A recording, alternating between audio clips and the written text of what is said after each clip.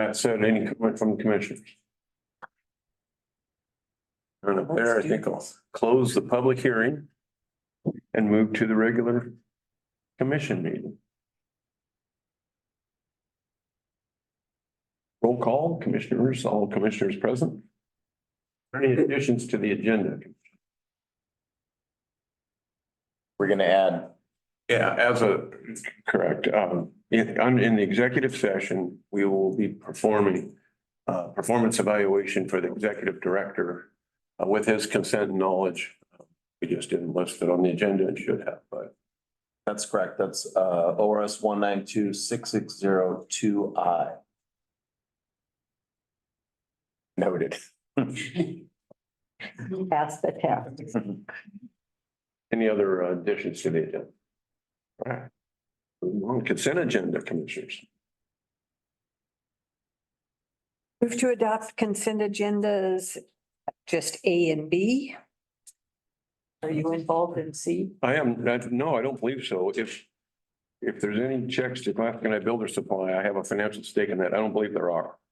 I didn't see any. Well, then let's do A, B, and C. I will second. And moved by Commissioner Ward, seconded by Commissioner Posset to approve the consent agenda. All in favor? Aye. Opposed? Motion carries unanimously. Thank you. Comments from the public? Anyone signed up to? Anyone wishing to make public comment, come forward, Mr. Prehorn. Good morning. Morning. Brady Preheim. Thanks for coming. You should be here all the time. The thing I want to comment about is the tax that you're going to resolution 24, whatever it is, 09. I would support that as long as you weren't giving next a vacation. And to me, you need the money. I think you need the tax. I think it should be passed. I think there are lots of money you can do it. You are the first commission that is actually facing with closing down our marina due to lack of being able to dredge and maintenance. And so that money is needed, but you also need the next money. So I'm fine with this tax as long as you stop giving next a vacation. And that's your decision. The decision that you made to give them an out of over $1.2 million a year is not a permanent decision. You can change that decision at any time. You can say, you know what? Be nice. At least give them a 30-day notice, which they didn't give you. And say, starting in July 15th, whatever it is going to be, you're going to start paying. And if you don't have a lease. Thank you. Anyone else who would like to comment this morning in present? Anybody online?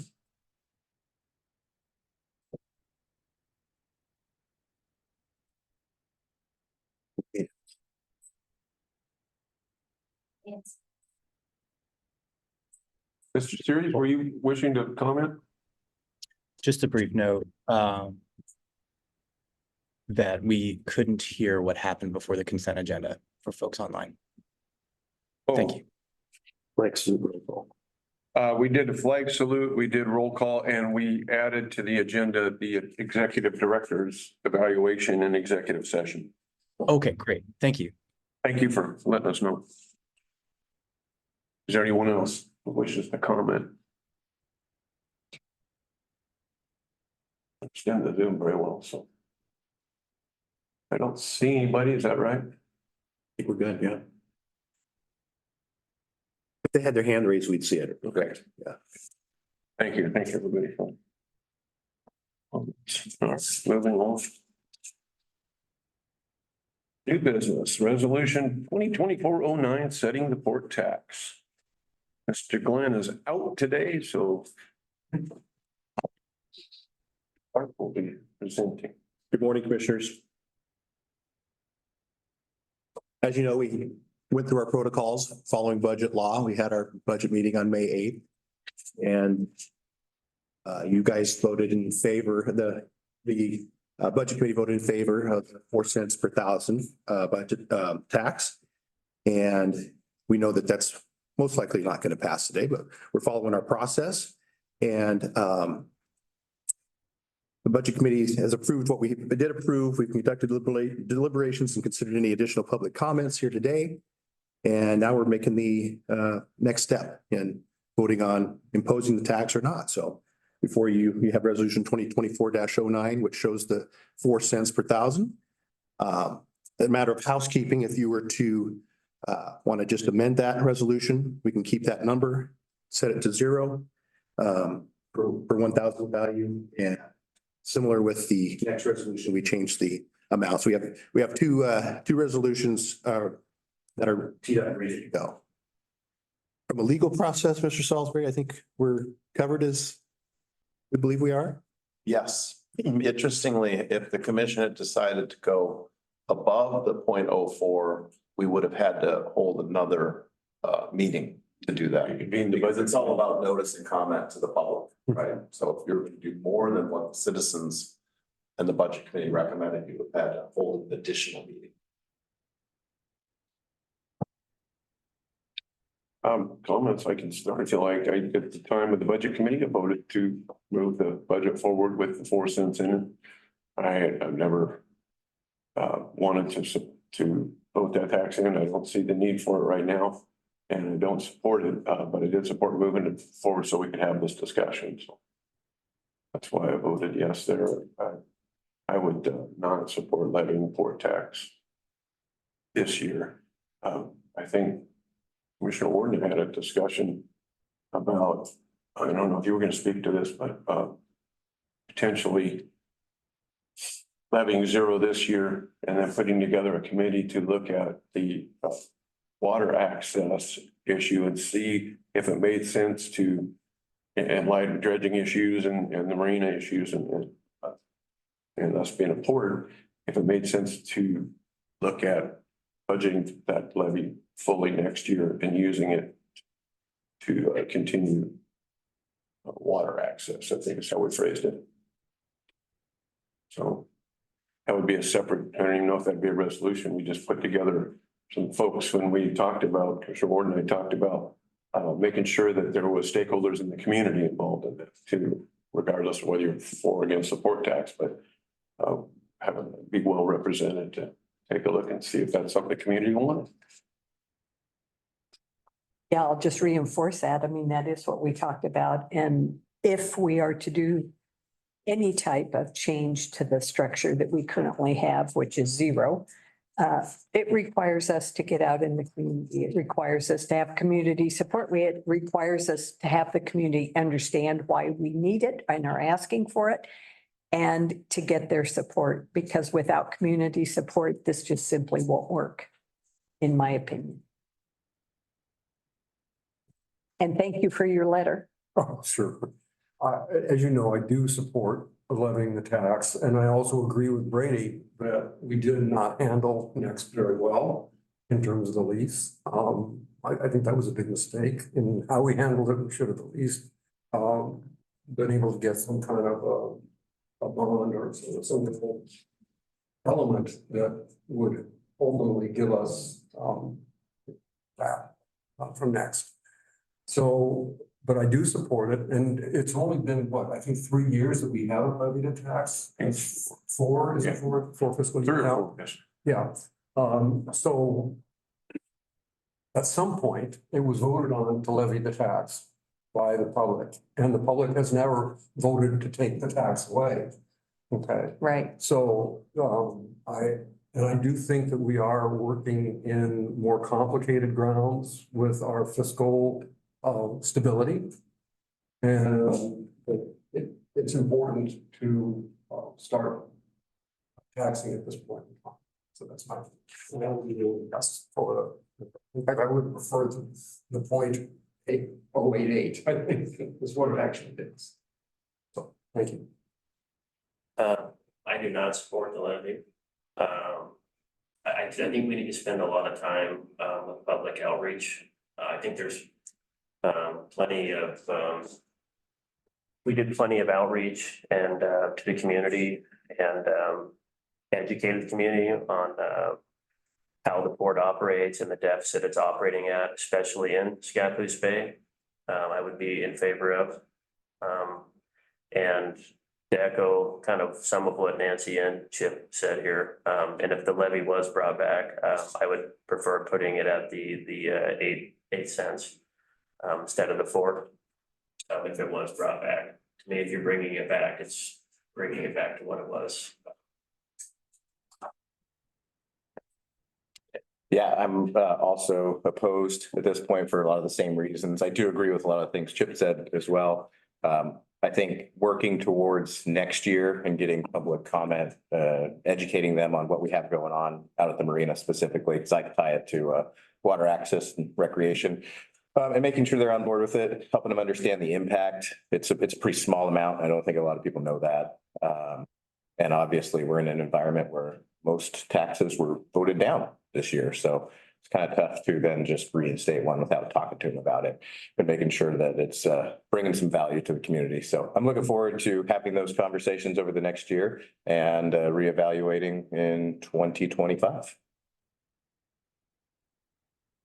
I've appreciated all the conversations that Commissioner Buell and I had a long time. I've talked with all the commissioners and we've had great ideas and I explained to Chip, I'm 49% on his side and 50 on the other. I mean, we could use that money wisely if you look at it. But that will require a motion from somebody, whether you want to start with amending it or vote on the current proposal at 0.04 or amend it up or to 0. I think we can do this pretty quickly. We understand where the vote's going, so let's just move forward with a vote. I would make a motion that we amend resolution 2024-09 to set the rate at 0 for the port tax. A second. Okay, more discussion. It's been moved by Commissioner Fawcett, seconded by Commissioner Sorber to amend resolution 2024-09 to setting the port levy, I believe it is tax levy at 0 cents. So all in favor? Aye. Aye. Aye. Opposed? No. Yeah, no.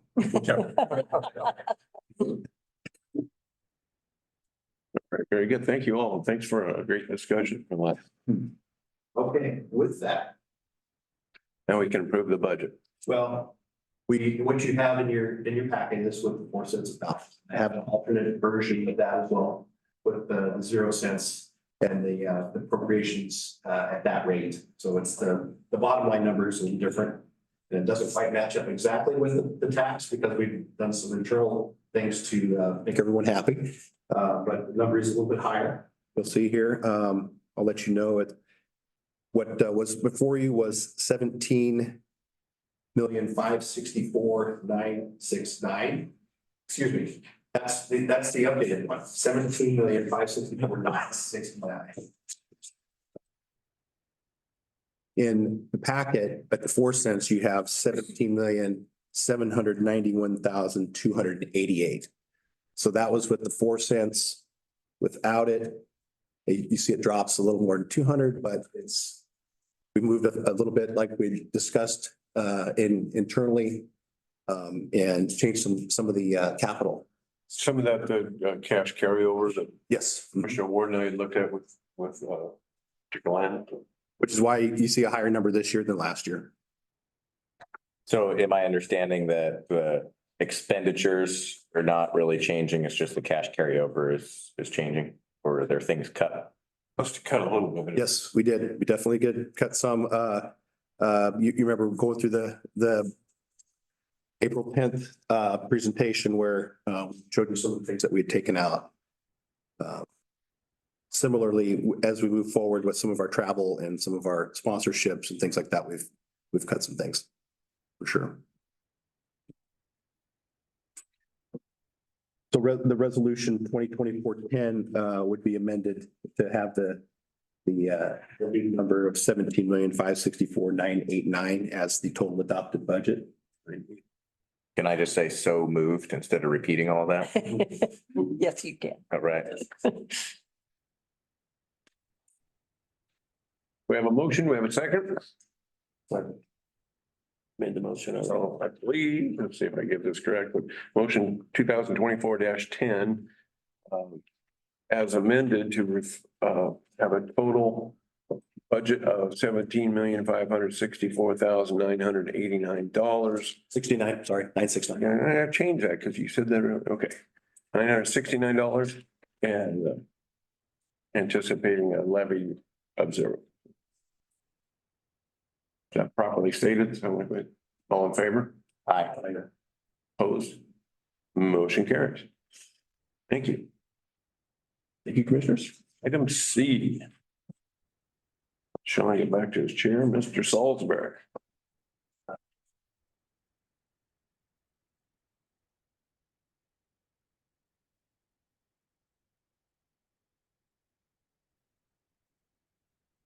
Commissioners? Good morning. Morning. Okay, this is resolution 2024-11. Which is all about rotating the presidency of the commission. At the commission's request, this is a draft policy change for review and discussion. And it's meant to rotate the opportunity to be president of the Port Commission so everyone has a chance to do it. Legally, there are no restrictions on how you choose to do this. ORS 777 talks about shall choose from its number, so it's pretty wide open. Our policy, which is policy 008, organization of the commission, does not spell it out currently. I think you all recall, we just sort of do nominations and then do a majority vote at the first meeting in July each year. Slide. So again, we're talking about the order of priority for the president and vice president positions. And remembering that you have to be on the commission for 1 year for either the president or to be the president or the vice president. I was gonna ask about that. Is that in a different resolution or was it somewhere here? That's in policy 8. Okay, that's fine. A little further down that after all the draft stuff, it's in there. Okay, So what we kind of came up with after gaming many different scenarios, trying to think of everything that was out there basically, was an order of priority. As you can see, it would go, the top priority would be the commissioner with the most seniority who has never served as president. So that'd be the top priority. The second priority is the most seniority as a commissioner, and then the longest time since serving as president, longest period of time.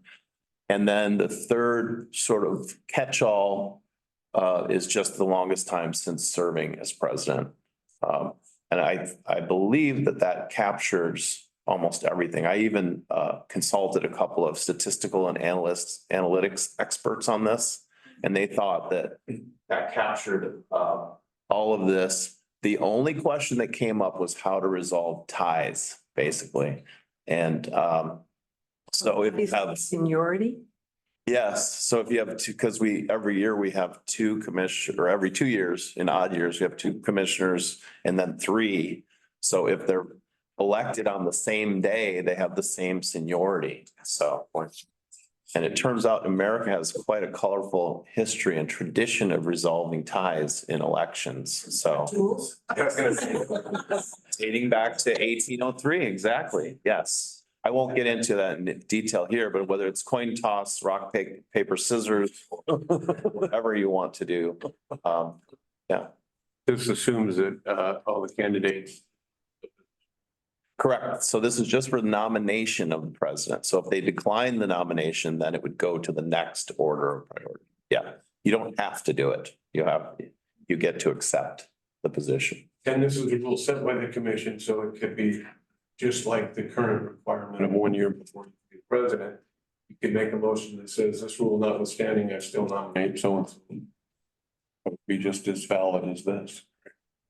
I suppose so, but this would be a policy change. So it would say, that this is the order of priority in nominating. So, any other questions so far? There's a few more slides. So you got to think about the ties. Slide. And then, as I mentioned, the vice president would be the second in order of priority. That would be automatic. nomination for the vice president. So I have a question in regard to that. Maybe this was already contemplated. But say the first in priority for the president says no to the second in priority. Is that nominated president? Who's nominated for vice president? Would it be the first in priority that said no to the president, or would it be the next? It would be the first priority. Just wanted to make sure that that was. It doesn't spell it out. There's a lot of permutations here. If you really, I started realizing as I was writing this that, policy 008 is only less than a page. We're gonna turn this into 3 pages. of Rules related to this, so. That one was important, so I just wanted to make sure. I actually appreciated the brevity of it and it accomplishing, I believe, what we wanted to accomplish. So I'll let you keep going. Yeah. So then the question was, how do you decide what seniority is? So I came up with this concept that, and it's up to the commission. All of this is up to the commission to decide what you want to do. But that basically it's what the term of office that you're serving right now. So the example would be Commissioner Kaiser, who's been in the commission for a long time, prior to, I think, 2015, and then came back in 17. You would not get credit for the pre-2017. So it's the period of time that you're serving right now. Is written as consecutive years of service for the current term and any directly preceding terms of office, but excluding time prior to reelection to the commission. So. Makes sense. Okay, so it just depends on, I don't know, maybe Commissioner Kaiser wants that to count since that service. So I don't know. It goes towards my retirement. Yeah. Yeah, it's very logical. And I wouldn't have not even thought of that. So yeah, cool. Good job. And then just to conclude with a nice picture that Sean once took from the downstream approach, it looks like the setting sun. Oh, That is a beautiful transition.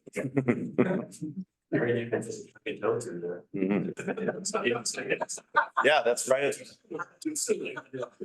Standing right on the. Plenty of room there. That's the spot of the elision, which is something I learned in a recent, yeah. I thought it was a typo, not a collision. Collision was two collide, and elision is when a moving hits a stationary object. oh, that's a good one. Yeah. Ask the people in Bolton. Oh, So, any questions or how do you want to proceed with this? I move to adopt resolution 2024-11. I will second it. It's been moved by Commissioner Ward, seconded by Commissioner Fawcett to approve resolution 2024-11. All in favor? Aye. Opposed? Aye. Motion carries. Next one is 2024-12 agricultural lease for Mr. Craig Coleman. Excuse me. Thank you.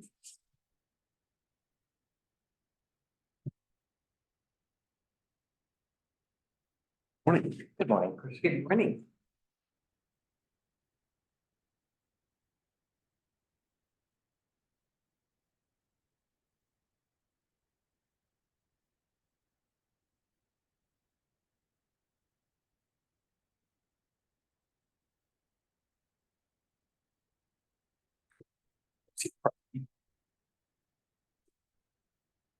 Morning, Commissioners.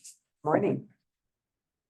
If accepted, Resolution 2412 would authorize the port to enter into an agricultural lease with Craig F. Coleman, Inc. for 118 acres in Port Westward. The slide shows you the location of the parcel that we're talking about. It's just below the PGE lease and Beaver Plant. Port bought this land from Lower Columbia Tree Farm in 2009. And under that purchase agreement, Lower Columbia Tree Farm retained the timber rights to that land. Thus, it has not previously been leased to a third party, although Columbia River Ranch has licensed land to graze cattle periodically. The trees were recently harvested from that land, so it's now available for lease. On my right is Mr. Craig Coleman. Mr. Coleman first approached the port last May with an interest in leasing land.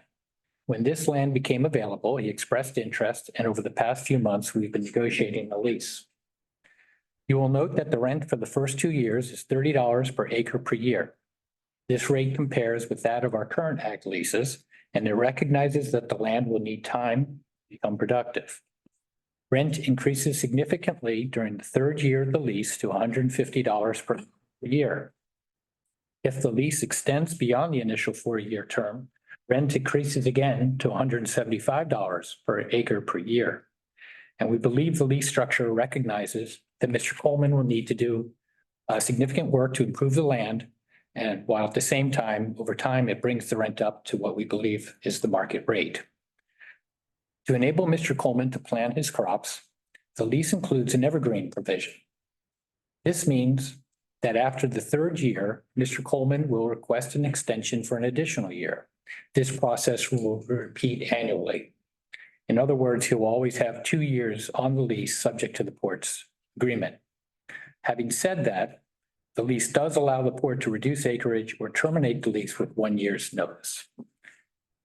In the course of doing our due diligence, I spoke with several people, including vendors, both in the Hermiston area and in the BTIC. And without exception, the feedback I received was positive. In short, Mr. Coleman has an excellent reputation with those in that community and in this one.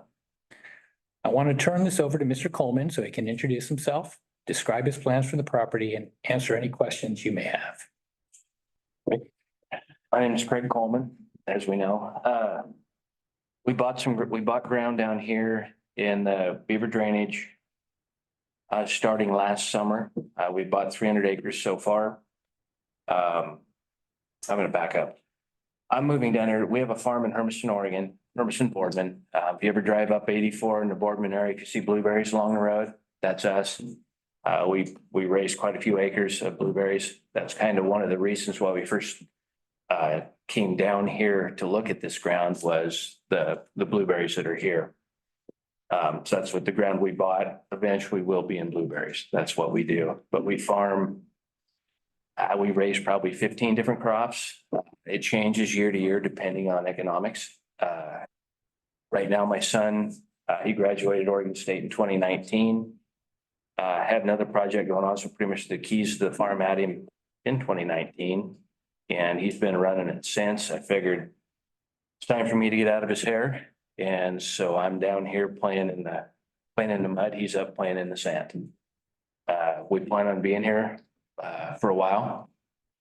We're looking for more ground, so we have a good base here. The ground we bought, some of it was still in trees. We've knocked them over. I'm in the process of grinding them right now. Just grind them back in the soil to get that ready to go plant next spring. It'd be the same thing we're going to do with the ground of the porch if it's approved. We're planning on hopefully having a crop in the ground next spring. And then from then on, we'll just keep on going. Thank you. Did anyone have any questions? Are you affiliated at all with the other blueberry growers down there? We know everybody. They have an operation up by you as well. No. Hot Bill's out of Independence, Kramer's out of St. Paul. Okay. We sell to some of the same people, but not affiliated anyway. And have you looked at the 200 acres by the boat club? That's actually where we started. Okay. Yeah. Oh, the one that's still in trees. Yeah. No, when it's out of trees, we're definitely interested. We need enough acres to make it worth our while to, tool up and all that other stuff. And we're not there yet. Good. That's interesting. May I ask what made you pick our area? First of all, thank you very much for doing so, but I'm interested to know what attracted you to this area. It looks like an area that has not been developed yet. The prices of the ground reflects that. We've made a living. I've been doing this since 1982. We've bought many pieces of ground, and usually the best ones we've found are like we call them diamonds in the rough that we can turn into something that we can be proud of. And that's kind of this area. We're looking to bring more high value things here. So even though you are not buying the land, you still find it profitable to lease the land? Absolutely. Okay, I mean, we would preferably buy because of the amount of time of course. we put into it. That's why the evergreen side of this makes it attractive to us. If it was a 4-year and done, we wouldn't even be bothering with it. Hmm. Because we're gonna put a lot of effort into it to, make it look like we farm it. Right. So, Well, I met your dog and you have a lovely dog. yeah, I wish she'd shut up, but Yeah. yeah, she has a mind of her own. So, When would you start working the property? Immediately? Summer? oh, it would be, right now, I've got 150 acres more to grind on the ground I've got. And as soon as that's done, we would move to that one next. So it's, you said, I've got all summer to get it ready to plant for next spring. Just be curious to come out and see it, watch it evolve. 'Cause Now, give us some time. I might not touch it for a month. that pipeline's gone from nobody using it to high interest and back and forth. Chip knows quite a bit. Mhm. And then Chip, for you, blueberries and berries seem to really thrive out there. Is that? Yeah, it's the pH it's like blueberries native soil. The difference is it's a lot more, it's wet, and wet is an issue. We don't have that issue up in Hermiston, it's desert. Right. But blueberries, they just want to die. Oh, But down here, they grow like weeds. So. Excellent. More questions? Welcome. Thank you for coming to the meeting. Absolutely. Thank you. Also, an interesting tidbit that you started a farmer-owned craft brewery once. Is that accurate? Yes, Okay. it was, out in Boardman, and it was very successful, but we're one of the COVID fatalities. So it's no longer in business. We closed it down, a year ago, about now. Figuring like my son was running it. And if he wanted to keep it going last fall, we would kept going, but he's like, too much time and not enough return. So, were you growing your own hops? no, but I'm from a hop growing family, so we had a lot of connections in the St. Paul area. Yeah, it was just started out, we opened a tap house and then it kind of grew from there. It was a very fun endeavor. I bet. Yes. Not very lucrative, but very fun. So we couldn't do due diligence on that, unfortunately. We were all set to do a road trip, but. So, Promotion commissioners. I would move approval of resolution 2024-12. second. Been moved by Commissioner Fawcett, seconded by Commissioner Sorber to approve resolution 2024-12, approving the agricultural lease with Mr. Craig Coleman. All in favor? Aye. Opposed? Motion carries. Thank you. Thank you for coming. Good luck. Yeah. Thank you very much. Yeah, congratulations. And as your ground comes out of trees, we're definitely interested. So, thank you. Okay. So Elliot, I have one more question for you. Is this our third agricultural lease now? Good job. Very, First one that I've been involved with, so. well, you can take credit for all of them. I wish I could. The guy before you was no good.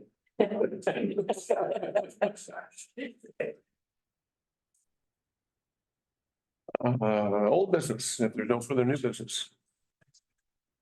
Miriam, is there a Marina update?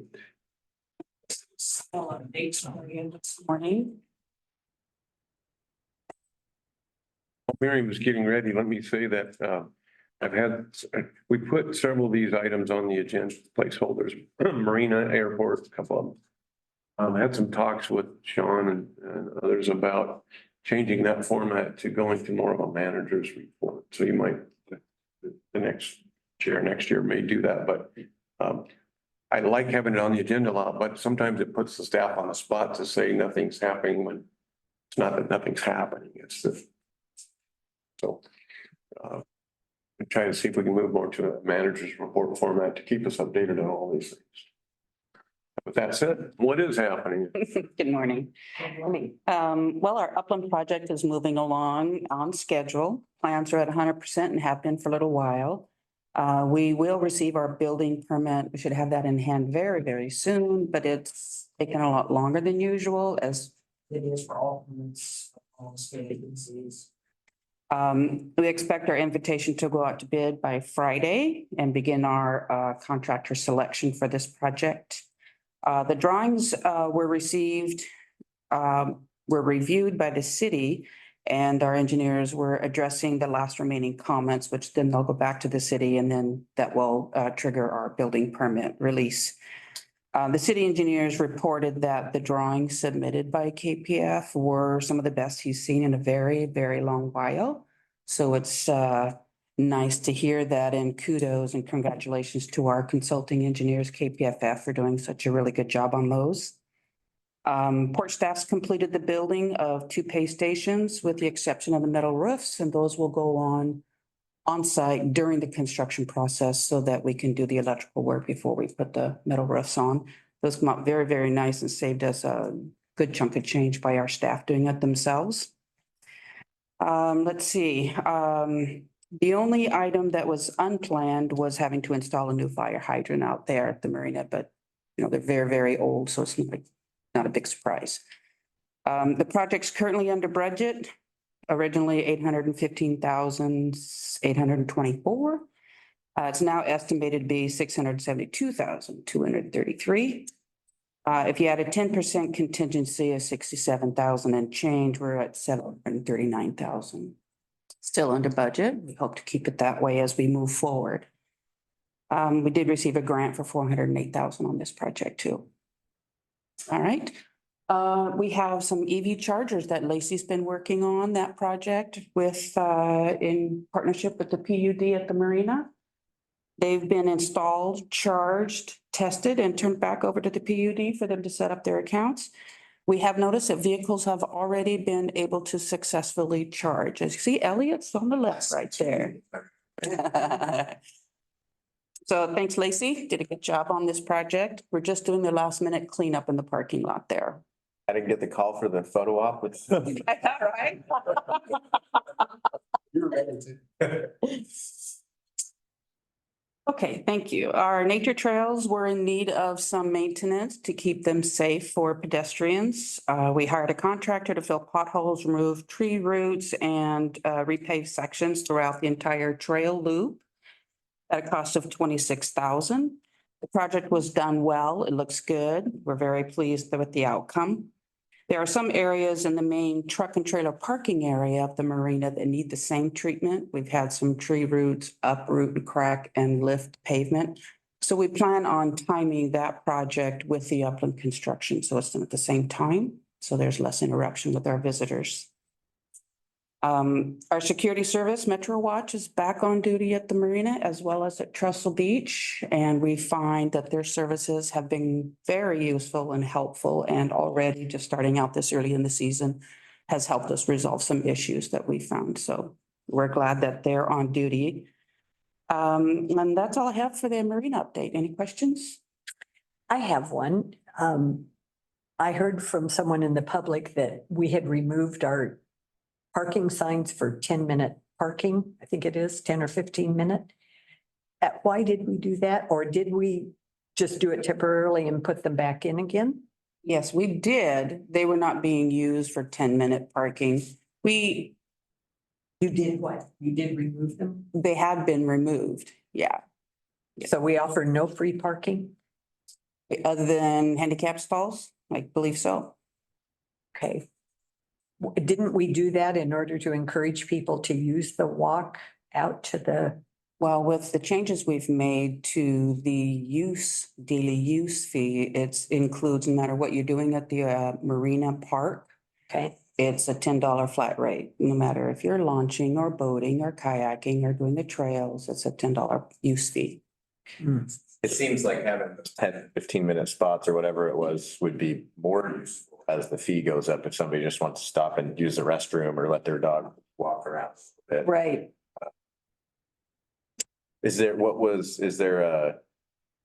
I'm trying to figure out what the reason for that. Well, they were pretty much being taken advantage of. Okay. Parking there all day. Well, I can. So it was a difficulty around it. It was, yeah. It's enforcement, right? Just said never paid attention. Were those over by the bathrooms or were they actually in the park? Okay, Right I was in front of parking the normal parking, the boat trailer.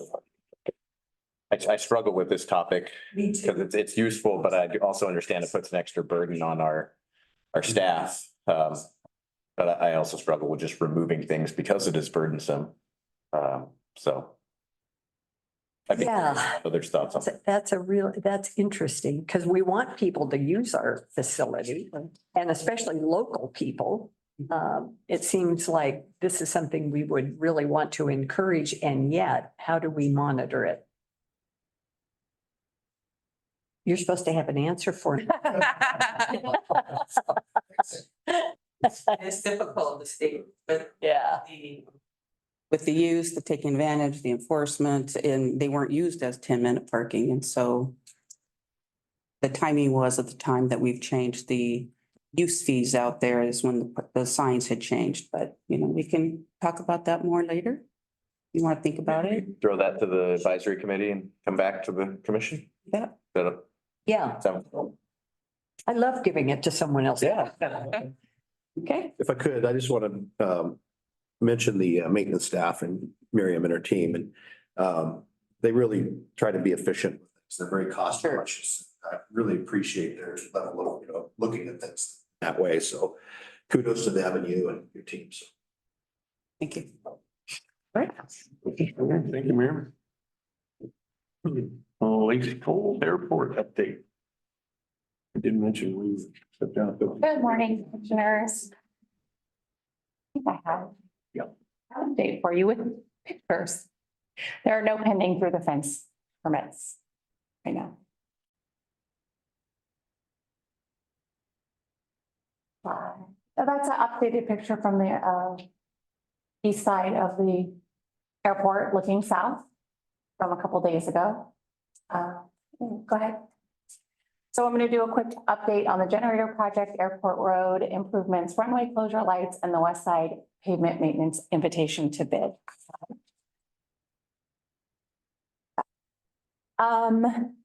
Northeast Electric is wrapping up phase 1 of the generator installs. As you can see, the pads have been poured and conduit has been laid, and the city has been out to inspect.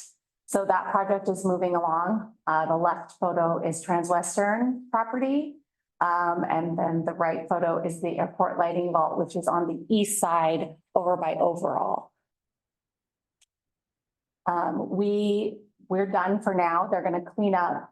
But we'll be waiting for the tanks and generators before we can install. Those are on order.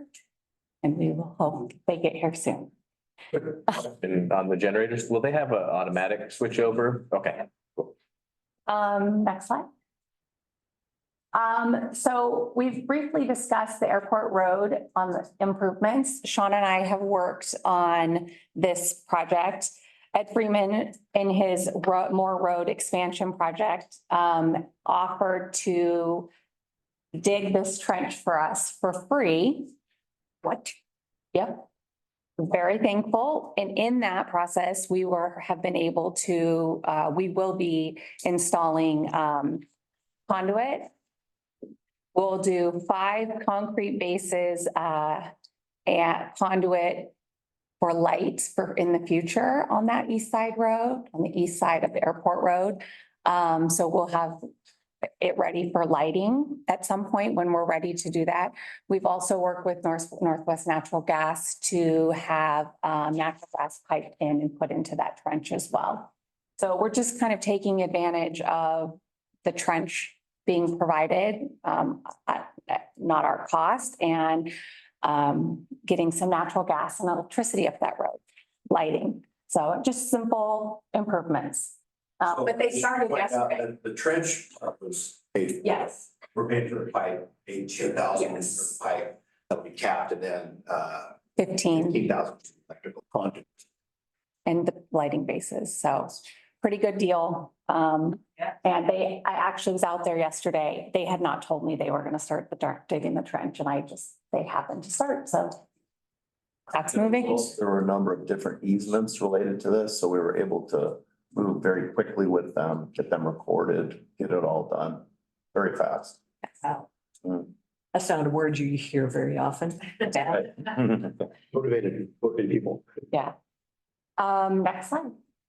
Runway closure lights. So over the last year, as I've been learning more about the runway, these lighting, these closure lights kind of kept coming up, and we've moved forward on ordering 2 lights. Those are just example photos of lights that I pulled off of the internet, but maintenance has researched and found 2, and we will be purchasing these kits that will be delivered to the maintenance shop and be put together. And then we will house them in the Connex box on site of the airport. And they just hook up to, your truck, a maintenance truck, and you can drive them out, and they have a generator, and they will light up when we need to close the runway, which will be much quicker than those large X's that you have to unfold, and one person can't do that. Hopefully one person can manage this. And the last time we had to do that, the maintenance team had to go somewhere to get it. Stay alone, Yeah. to rent them. I think we rented them. Yeah, so, When there's 5 involved, you need to have them up. Not real helpful. right, exactly. And then I think that's all, but I have one more, but all for my pictures. We will be moving the West Side Pavement Maintenance Project, which is an FAA grant, Airport Improvement Program grant. We'll be moving out for bid, for invitation to bid. We should have that posted next week. So that'll be up and closed keep it open for about 2.5 weeks. So we'll have some stuff to bring to the table in a couple weeks for that. Lots going on at the airport. Any questions? What is the current, so did you say the wait for the actual generator? I know they're forever out to get them, to actually have it in hand and. They're hoping that we get them by November. That's actually way quicker than I would. Well, no, I remember we talked about this. There was I was really shocked by the delay for those. So it's. Very helpful. Yeah. So let's think positive thoughts. Especially come Sean and Lacey, but the budget we just approved, I think there's some funds in there for demo. That is on my to-do list for the new year or fiscal year. That is something I will start to work on coming up. 20 years ago, when I got here, they mentioned it'd be nice to be on the commission that got it done.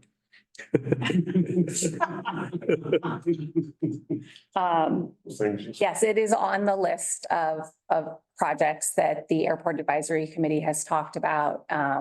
It's on the list. And not low on the list, but up at the top. Yeah, that's all. Thank you. Thank you. Mr. Clark. All right. Back. Morning. Good morning. Wanted to give you an update on something that I learned yesterday and this morning about Lignetics.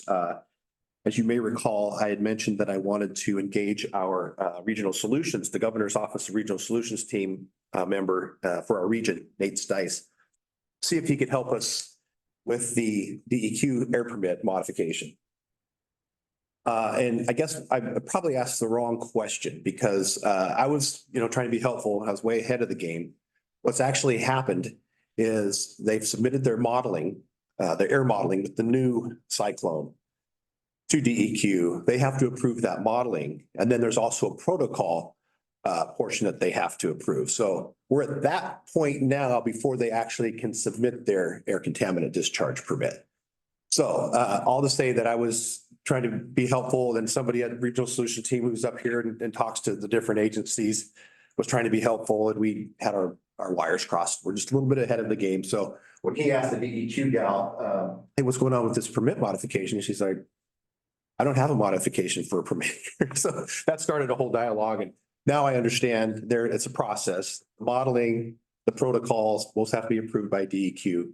Then they put all that information into their air discharge contamination permit and submit it to DEQ for their approval.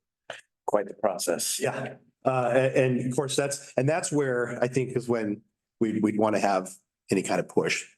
is when they actually have the permit mod, but yeah, they don't have that yet. And I got Mike Sale from Lignetics texting me this morning to make sure that I understood that we are still waiting. They are still waiting for DEQ for the modeling approval. So that is happening. So that's my information. I can go back to Nate Stice with to find out if he can help us on that part. So obviously the word fast does not work. This. Not in this. Quite the dichotomy. Yeah. I do believe they, I was here last Friday. They're cutting folks out. They're not working on the weekends, right, Jan? Is that, you're here all weekend, so. Yeah. You're all weekend and yes, we raised fairly well on this. Well, that's. And just so you know as well, when we had the unannounced inspection by DEQ for stormwater, it wasn't air. They had provided a list of items that they would like to have Lignetics addressed by July 16th. One of which is they're supposed to have, according to their current permit, they're not supposed to leave any sawdust outside. So if they do, they have to cover it. So this actually is a thing that Steve had been working with his the buyers on, and hopefully it helps them keep, turn off the spigot of trucks coming, which he explained is a whole thing with known trucks coming into the place over in Longview getting sawdust, and I've got to load to Lignetics, and they just load them up and they show up and he's, wait a second here. Anyway, and all to say that there's a focused effort on trying to get the inventory down so that they don't have to cover it. They have until July 16th to get that figured out. One of the options, of course, is a larger covered area, but again, that's money. And I think Steve would probably prefer to have material that he can contain indoors and not have to worry about covering it. So you can imagine trying to put a tarp out in this area over a big area. It would be kind of challenging. So I feel like the truck traffic flow reroute thing could potentially be dead. And I'm just saying that because of the expense involved in trying to move the scale and their operation, and then they have people in two different locations. I said it might be dead. Might is probably the key word there. Keep it on a back. Yeah, well, and if, of course, if things get worse or we see, more spillage or, one of the issues was the truck pulling out of here and having some leakage from their trailers and it being on the road. We'll continue to monitor that. And, Is it just a matter of money? I think it is. It's, money for this or that or this thing, and they're trying to focus on the improvements for the air right now. So Road improvement be a major issue there as well. I didn't pay, I know we walked out there, but it looks like the road is gonna need. yeah. And it's the site, would the port help with the payment on that? And that's a lot of money. Yeah, there's a lot of considerations here, but we can definitely use some patching on some of the potholes and some of that stuff, because they use it, not just the trucks aren't using it, but they're using it for internal use. You can bring the trucks in that way, right? I don't. I see a nod. Yeah, and I agree. I don't recall that, in my time here, and yeah, definitely. But the reason I bring that up is, so they've already done it in the past. The scale wasn't a problem then. Is it the scale? The location of the scale that they're saying is their problem? I'm sorry, Nancy, I can't answer that. I can find out though. I'll definitely find out. Yeah, because they've done it that way in the past, I'd be interested to know what it is they think is their biggest problem, biggest hindrance to making it happen again. Yeah, and it may have been the case that they were making trucks go, doing this too. And when we walk back there, the scale is towards the back. There was like a scale house and stuff. I think it has to be the one they're using, but I'm kind of curious if the road is pretty bad. I don't know if you guys have walked back there or not. It's not been used. You can see it in 10+ years type of thing. I think one of the other major issues would be pulling out of the highway there and you get on traffic, because there's no light there. So I can imagine, I don't know how many trucks they're getting in a day. I'm assuming a handful when they need it, but yeah. And as you guys know, Clearwater paper chip trucks are using that entrance and exit there as well. But they think they're coming in the right way from Longview and then taking a right turn going out of there too. So yeah, it's helpful. Wow. Yeah, no, there's definitely an option. I know the road, and it's pretty lengthy, a road there. That's got to be. between the half entrance. a mile or something. I don't even know, maybe it's a little less than that, but it's pretty bad. I mean, it would need a fair amount of, especially, I mean, not so much summertime, but in the wintertime, it's gonna be a mud hole back there. So Is that a private road? It's our property. So yeah, it's our road. Public, but we are the public. Right, right. Any questions for me about Lignetics? I guess we should. To our resident, helper. You have anything, Jan? Yes, thank you. And I just want to say up front, I really appreciate the neighborhood really appreciates you having been proactive in trying to move things forward and being on top of it. So, And we need you to come up in order for you to be on record. Probably for the Zoom folks too. Thank you. We do appreciate what you're doing. And so when I make comments, I want you to understand it's not without appreciating that we have made progress. We still have a long way to go. Obviously, I'm a little disappointed about the traffic reroute and I just want to add on, it's not just the spillage. It is the congestion that sometimes happens here with people coming and going in the neighborhood on a little 2-lane asphalt street with a major 18-wheeler trying to negotiate their ins and outs. Particularly in the winter, we had lots of things. Weather's better now. So anyway, I guess the things that I wanted to cover a little bit, I don't know where they are on getting things under cover. The dust is still pretty bad right now. And it has been, I think we've had these drier, warmer stretches earlier, and that's probably going to continue. I know it was the same thing last year. So getting that under cover, shotgun approach.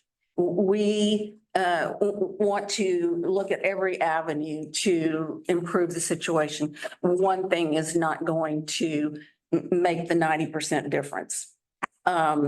So I guess concerns that we have is the latest schedule. And I don't know if you all have this or not. This is the last one that I have. And unfortunately, I didn't date it, but it's maybe a month old.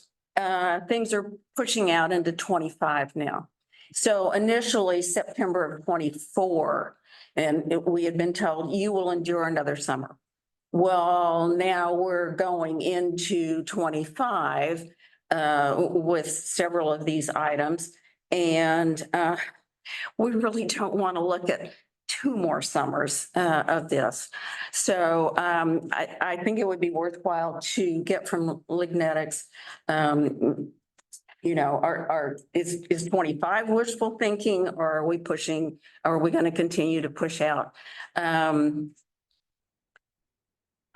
guess the other thing is, and Lignetics is in the driver's seat on this, we were told that the Hammermill Baghouse transformer, that package item, which Mike Sale had said, yeah, I think a lot of your dust comes from there, wasn't approved in this year's budget where all these things were. And if I recall correctly, the budget process is in July. And I guess that's another thing I would like to raise, that somehow we make it known that it's very important to us that these things be budgeted in this coming year's budget. Weren't we told that it was going to be in this year's budget? Well, we weren't told exactly what would have been in this year's budget.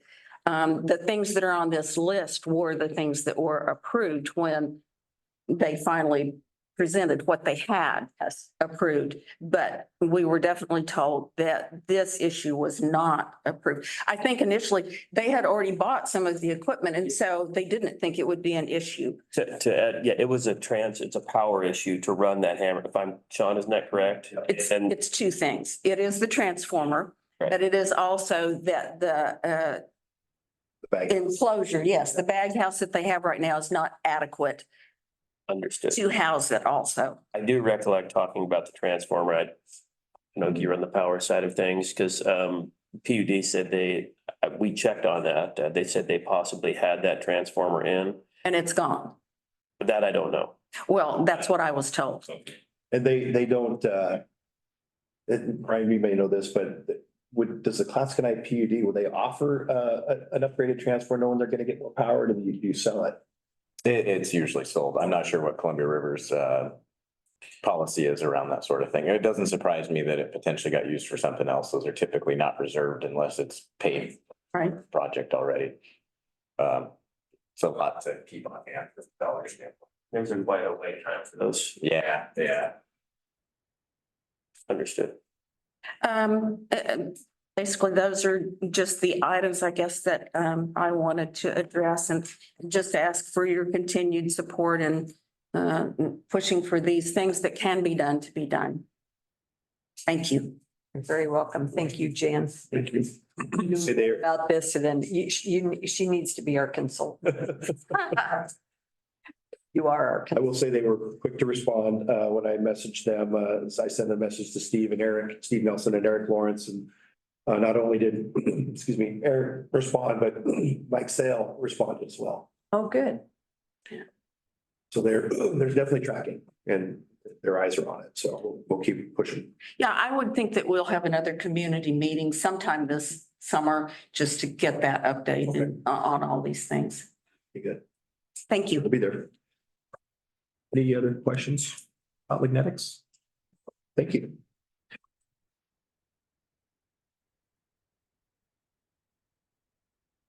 And now we'll go to Mr. Sean Clark. Or we're giving Mr. Oh, Gene, I'm sorry. Come on. No, we're gonna give first. We'll give Sean a break. Hello, good morning. So a few meetings ago, it came up about the port's current essentially no donation policy, and then discussed possibly revising that to create some sort of fund to distribute to nonprofit donation requests. And so I'm bringing this back for discussion and guidance on if this is something you would like to amend our current donation policy and create a fund and what that would look like. Well, I was the one who brought it up, so I would say that sounds like a good idea to me. I think these things are beneficial to the public with the understanding that we don't just have a ton of money to throw around. So setting some sort of budget around that at the beginning of the year or in the budgeting process, and then making a commission decision on a couple of different organizations that we would support for that year. Seems like a reasonable approach, but I'm open to others' thoughts. Yeah, I guess we would have to decide on the amount of money and then how, at that point you decide, depending on the amount, how many of those you're looking to give out and to who. I would say, And I would think it would need to be on a rotating basis so that one organization isn't always the recipient of our. Would there be an application process? that's what I was thinking, yeah. And I guess also, I've been looking at some of these, that other organizations that do these, like the PUD, and I think a couple of reports, sometimes they have them specifically for, say, economic development, or do we have any guidelines on these? Looking at the earlier material, it seemed like they were supposed to be directly related to our operations as a port. Vision. Yeah. Vision. Yeah, it's, yes. Is that accurate? I mean, that's what. The language currently says provide direct benefit to the port district and its property for exceptions to the current no donation policy. Sounds so self-serving. Doesn't sound like a. Well, it was, they made the exception because at that time the original policy was created in 2002.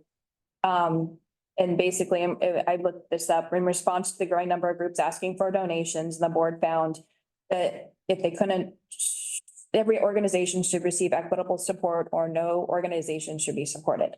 And then in 2009, they amended, they kept everything of the original policy, but did provide exceptions, reasonable exceptions for providing direct benefit to port district and port property. And that was specifically for Columbia Emergency Planning Association was asking for some funding, and they provide direct benefit to our properties, protecting them, is why they made that at that time. So that's what's been in force since 2009. I'm a believer that the port has no business donating to things that are not related to our mission. Now, that's a broad definition. I'm not saying it has to be directly, but the issue is there's so much charitable things that are so worthwhile that it's very hard to do. And, you know, when we take in port funds, it's for port things. So I'm not too hung up on what they would be, but I think we would want to set a set of guiding principles to this money before we have it. Because it's really hard to tell very, very worthy causes no without deciding a preset guiding principles. And I think one of them would be related to directly related to port functions, benefiting port property. Yeah, I think direct benefit is kind of I like the thought behind it, but it also could be defined so many different ways, right? Obviously, CBA, I think CBA benefit has direct benefit. Job development does. Advertising, I would argue, has direct benefits. So if you're getting your name out there, there's all sorts of different ways. Others will argue maybe that's not as important. And, you know, food insecurity, housing, those are all things that benefit our port district. Absolutely. Yeah.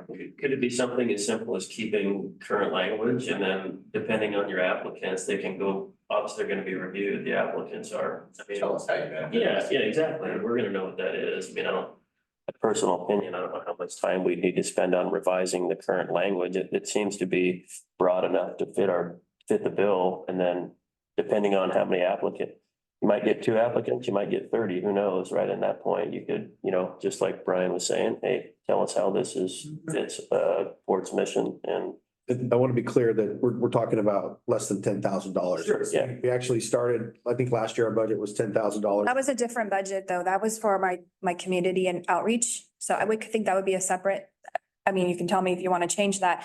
So, and I reduced it this year, but that's for community outreach. That's actually getting the port out in the community. We're supporting events that are that's kind of the advertising outreach. Entire public they're free events. They're available to everyone in the community. We have our port booth, we get our promo items, we get to engage.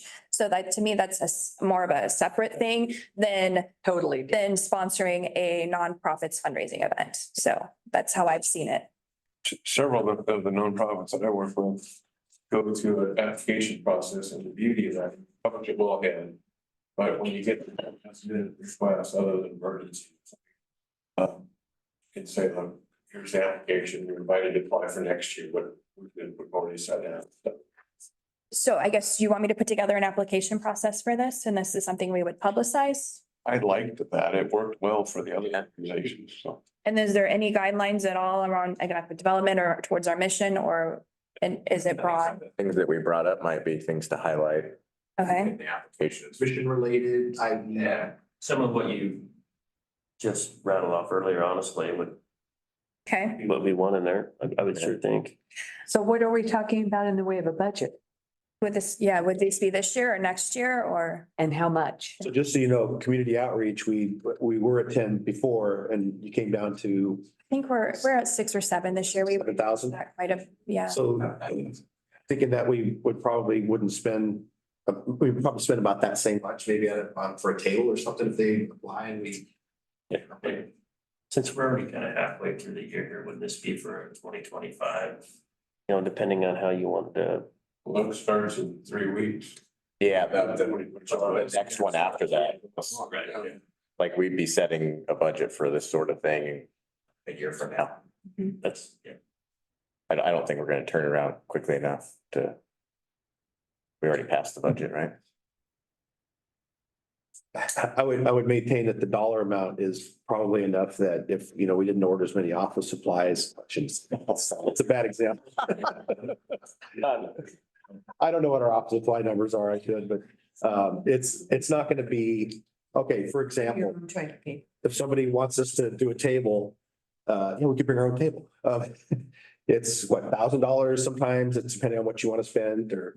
So maybe we cap it at 5,000 or something. So I used to get asked quite frequently for lots of these organizations, and it's been pretty much out that we have a no donation policy, and that's kind of been, if we're gonna open this up, I imagine we'll get more of these applications, and then I guess, do we want to see them all in front of you? I don't know how we want to screen these.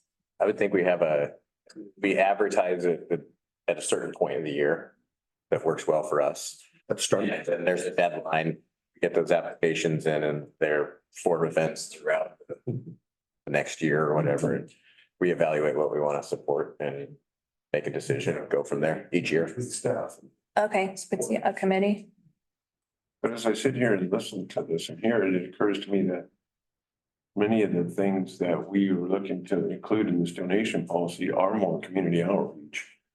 Places that the board should be and want to go. When we talk about purchasing the table, we did the Black Tie Blue Jean because of the trade scholarships. We've done other things. So we may end up doing some of the things like Brian's involved with under community outreach. It is a private event while I brought this up because that was the opportunity, I do want to think about it holistically and not just, from self-serving standpoint. I do think there's some good opportunity when there's a few hundred people at an event to say, look, the port supports this, they're here. We could talk to you about what's going on at Support Network, that sort of thing, but I also can see that being a little different than being an event where there's thousands of people and it's free. So I somewhat understand. Did I hear a committee would include commissioners then? Okay. Excellent. Were you thinking of a new resolution on this? Because there is some new process, but I can also see under the old resolution, it says shall not contribute except for unusual or extraordinary circumstances to be determined on a case-by-case basis. So it could fall under that, but did you want a new resolution on this? I would say process? probably a new resolution would be better. in terms of Be cleaner. Meeting or. Yeah. And maybe if you had a period of time where where it was completed in, so Gina's not dealing with this throughout the year, but I don't know. You just have an application period, like this is the window, Jan 1 to 2008 or whatever it may be, and then through. Taking up a lot of staff time is, And there isn't enough money involved to warrant that.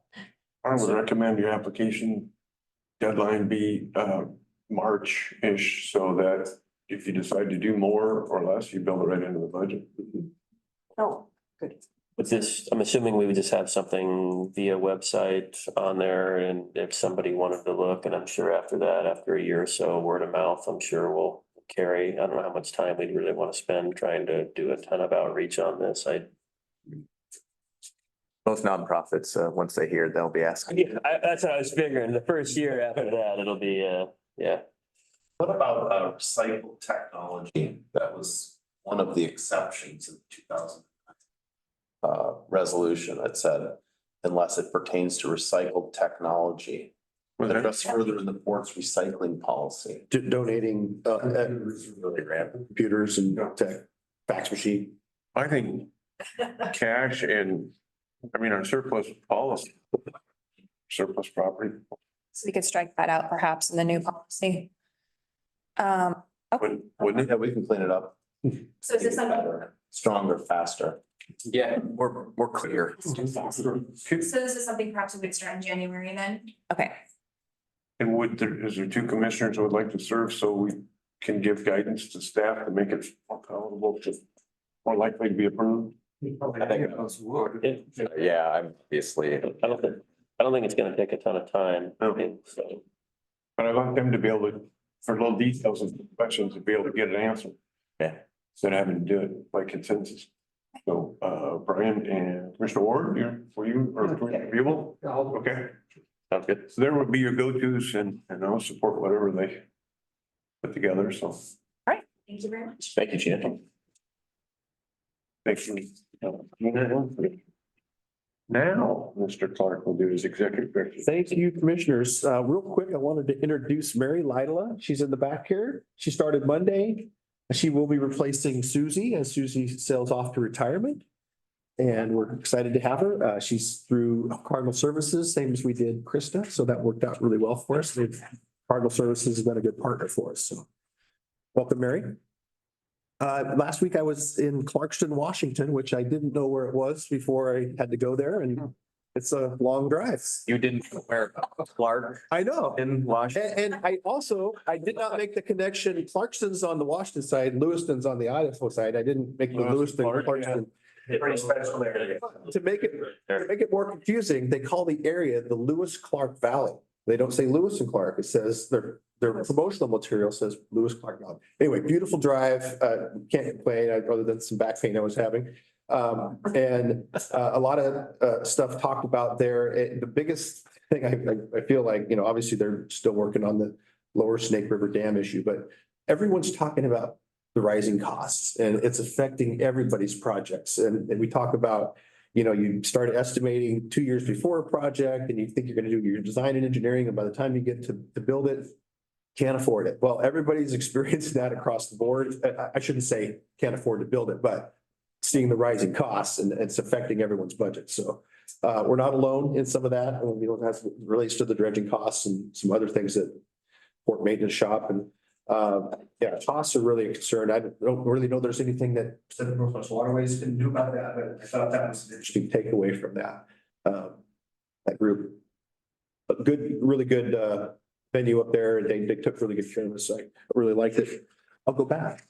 How are they doing with their dredging issues? That is, I know Lewiston was. Clarkston's okay, where they're at. And they're getting the cruise ships up there. And, you know, there was some litigation about dredging on the Snake River, and I believe that all had worked through and they did the dredging. But the Columbia River Treaty continues to be an issue, and we're now at this year is when it's supposed to expire, and that's a big issue as it relates to water flows coming out of Canada. And I truly believe that if we just gave Canada the money and we'd be okay. And they, you know, that's really what it boils down to is how much their money get for holding back water and power and different things. So power. Exactly. A lot of moving parts, and Brian's very well connected to some of that. The only thing that keeps access up there is the North Granite Dam right there, because it's very shallow between Granite and the rail bridge there. I mean, you're not talking a lot of water underneath the vessel right there. It's very shallow. Interesting that American Cruise Lines is, I mean, I only bring them up because they talked to us and asked who owned the St. Helens. And I said, hey, Columbia City, you know, mentioned that to them. Kristen Mira is a former Pacific Northwest Waterways Association executive director, now is way up there in the food chain at American Cruise Lines. And they're expanding. They're going to have a Lewiston stop as well, in addition to their Clarkston stop. So, which is, you know, literally quarter mile away. But they've acquired some more vessels and they're building more, and that company seems to be doing very well.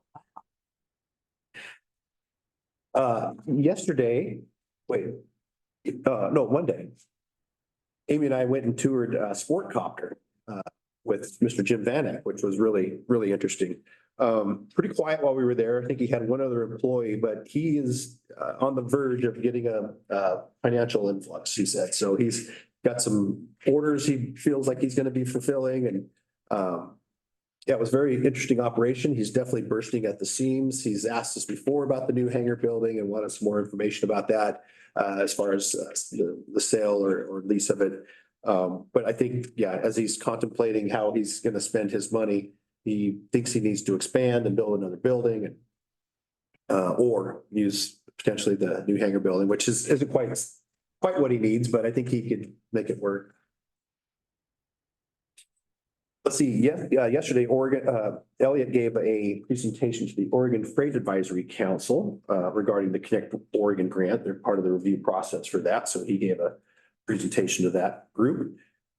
I also attended the Columbia County Business Alliance Board meeting, which is the agency that's able to collect donations and things for the Columbia Economic Team. It's just one of their money channeling boards, the association that handles the money that can be donated. Right after that was the Columbia Economic Team Roundtable, which we discussed some issues that were port specific and we should tell on some things to do there. Colpack board meeting tomorrow, followed by the Northwest Area Committee on Transportation meeting in the afternoon. It's all virtual, unless you want to go to Tillamook. You want to Tillamook? I got the Rainier Chamber. Okay. I'll be virtual, and then on the patio, El Tapatio for Rainier Chamber of Commerce. Just plug it. Tomorrow at noon in Rainier. Yes. This Friday, Commissioner Fawcett and I are gonna do a little walk around Milton Creek. If one other commissioner would like to join us, we're gonna meet at Starbucks at 8:30 on Friday and get our hiking boots on and go walk the Winter Circle Loop and then go out and look at the Wilds area. That's we're talking with the Parks and Rec folks for the trail. And then I'm gonna take the rest of the day off. We're gonna start the day with a hike. Have a periodic check-in with Mr. Paul Vogel next Tuesday. We've got a sporadic meeting that we, myself and or Amy meet with him just to talk about things that are going on. And then on the 19th is Project Spice this is a project that's happening in the Commerce Center. That's near Scappoose Airport. The Freeman and Weston are working on 50 acres that they're selling to a company to be named here soon. That's gonna come out soon. Anyway, that's on Juneteenth. I'm gonna go ahead and go to that meeting in the morning. And then afterwards, I'll take the rest of the day off the holiday, because that is our Juneteenth holiday. And then this Thursday, the 20th, the Regional Solutions Team, ICE is bringing his team down. So members of DEQ, DSL, and some of the other agencies that, the Regional Solutions Team is through the office of the governor. So Nate works for the governor. He's bringing his team down. We're gonna meet here, talk about some of our local stormwater issues with a couple of our tenants, and then we're gonna go down and do a tour of Port Westward so his team can see the site. And yeah, Join you. Mr. Kaiser will be there. This is Alaska night. If anybody else would like to meet here on Thursday in the morning, 10, just to be here for some of the discussion with the team. It's not necessary, but if you have time and you'd like to come, I can. When's the tour aspect of? Right after, we're gonna, the 20th, we're gonna meet here, do a little virtual, and then we'll caravan down to Port Westward. I'll likely join for the tour if nobody else is gonna. I will go on your Milton Creek tour, certainly. Friday? Okay, excellent. Replied on my iPhone. I don't know. Yeah. We think the counselor should reach out. Mhm. A city councilor, a new city councilor from class. Sounds kind of, it's long been after Port Western. We're gonna do one, take it once. Yeah, I'll probably join for the tour. That works. I'm looking at it now. I probably can't run out here then. Sure. But So Commissioner Ward, Commissioner Buell, if you wanted to come Thursday morning at 10, Yes, I'll put you on the calendar invite. That's a good. yes, I'm always interested. Busy day that day. I got the PNWA monthly membership call in the afternoon and then South County Collaborative in the late afternoon. Oregon Public Courts Federal Coordination Call, Citizens Day in the Park, 6/22. That's gonna be a fun one. We have a booth set up in St. Helens in the morning. And let's see, tenant lunch, 6/25. She just put together a tenant lunch and looking for our SVPs. We're gonna hit our call list and make sure we can get a good showing there with our tenants. We've got a TBD for Port Commission work session on the 26th. South County Chamber Happy Hour at El Tap Rainier on 6/27. And on 7/2, I put here for the Scappoose Bay Marina Advisory Committee. I don't have information on the Agriculture Committee, so I didn't put it on. If I find it and get it before July, okay. I'll make sure to end of July or be. You'd be in the last Monday. Okay. I'm gonna be out. I wanted to info you on some purchase authorizations, some expenditures that I've signed here recently. The runway lighted X that you saw Lacey present, those were $48,680. Yeah, but when you figure the time that we would take, continually, I shouldn't say continually. We had the crash at the airport here a few weeks ago, and technically we should have had those out. We did the NOTAM and things, but to have these in our hands is a good deal. The two of them. For two, yeah. Also, $120,000 for the Marina ADA platform, which we have a Travel Oregon grant for $100,000 for, so. We've also been approved $65,000 on top of that, OSMD. Just waiting for that. That should be covered. Awesome. Love that. So I have to info you that I didn't sign that expenditure, but we're gonna get that money back. As you know, the EV stations are done and there's some media article links there for you. And then some more summer events coming up. The Thursday, the 18th, Columbia County Fair and Rodeo. I believe we're having a booth. just on Thursday. And then Saturday, August 10th, Columbia City Celebration. Even a staff who's moving in a night, but I don't say that yet. Oh, really? Moving in the park. Yeah, yeah. Cool. That's part of our community outreach. Yes. Yeah. Any questions for me? Busy, busy. Mr. Fawcett? Nothing specific. Obviously, a lot of conversations around budget and the tax lately as well as a few items. Appreciate all the staff's work on these things and willingness to hear feedback and whatnot. So thank you. Mr. Sorb? Appreciate all the staff's efforts certainly, and I'm excited about this ag lease. That is awesome. It's great to hear. He sounds like he'll be a longtime tenant and is looking for more property lease. That is awesome news, and I hope that works out. Yeah. I don't think I did a lot this month. I wrote a letter to the newspaper. But and had conversations with several people and a few commissioners. So, yeah. Sure.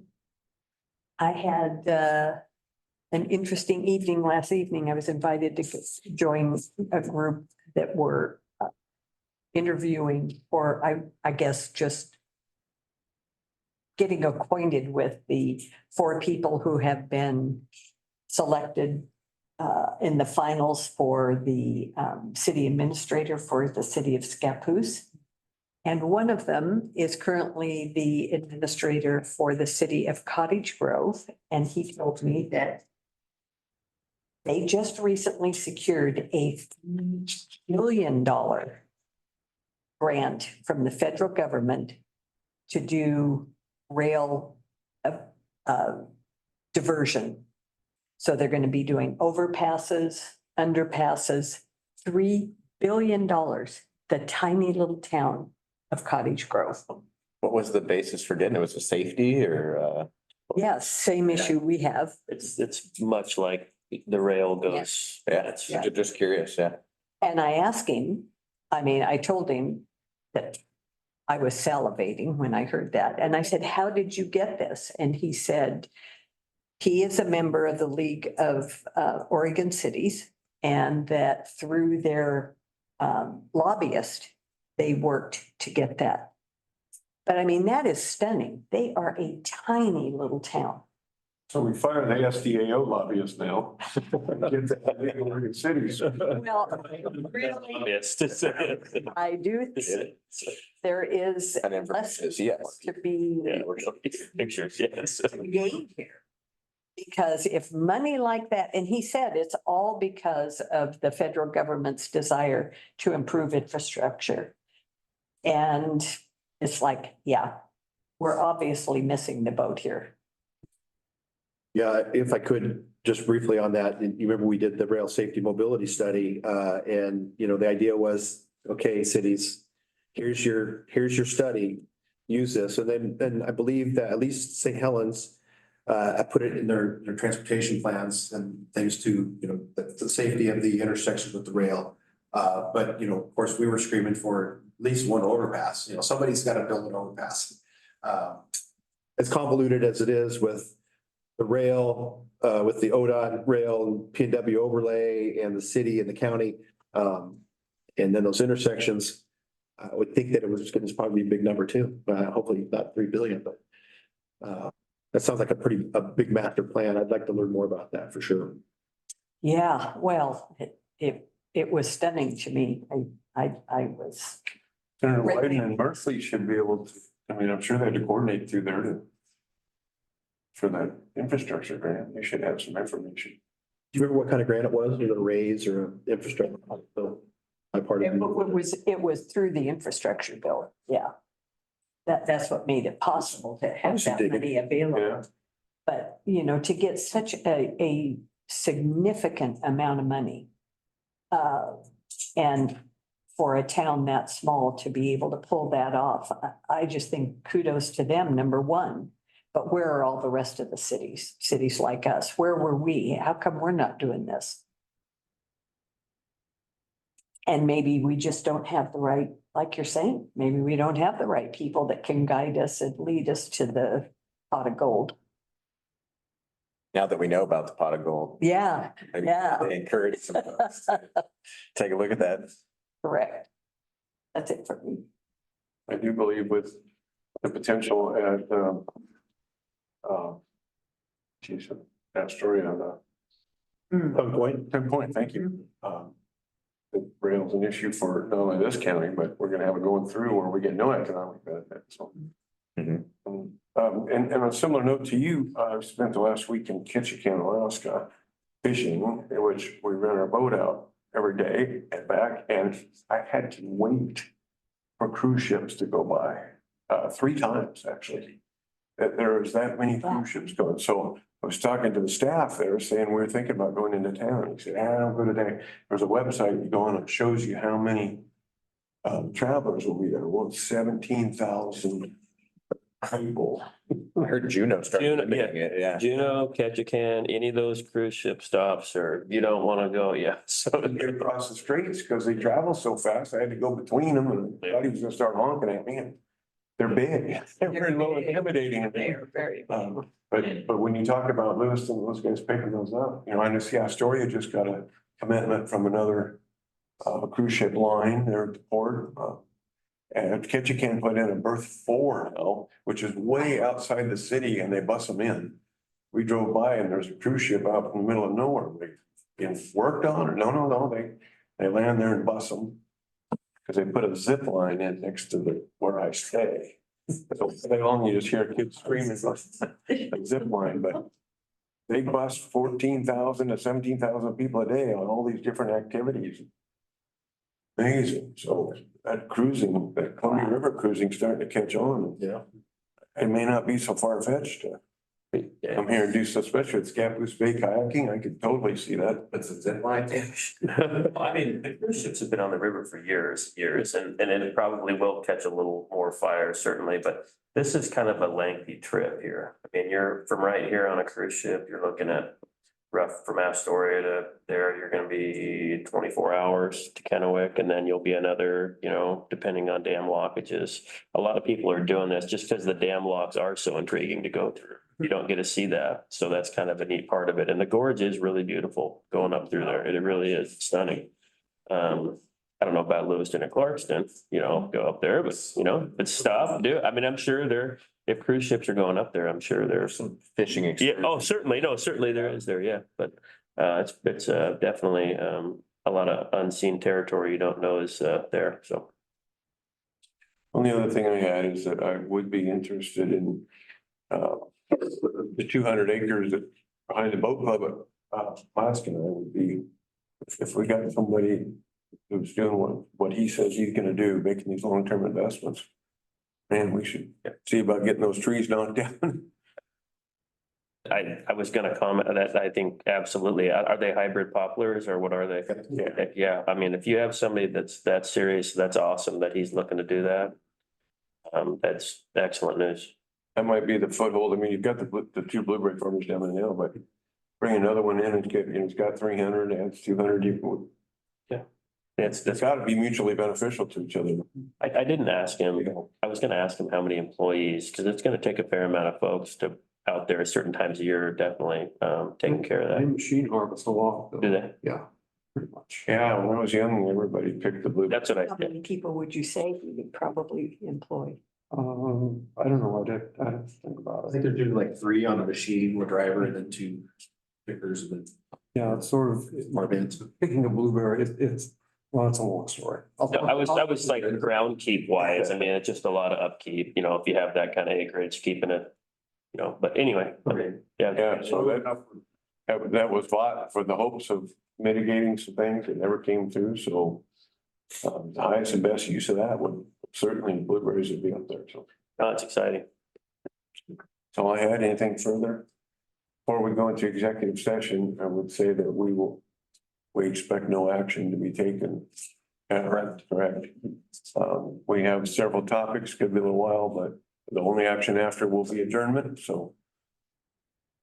You want to read before we take a 5-minute break? Board of Columbia County will now meet in executive session pursuant to ORS 1926602F to consider exempt public records, including written legal advice from Port General Counsel. And 2I, to review and evaluate the employment-related performance of our executive director. Representatives of the news media and designated staff are allowed to attend.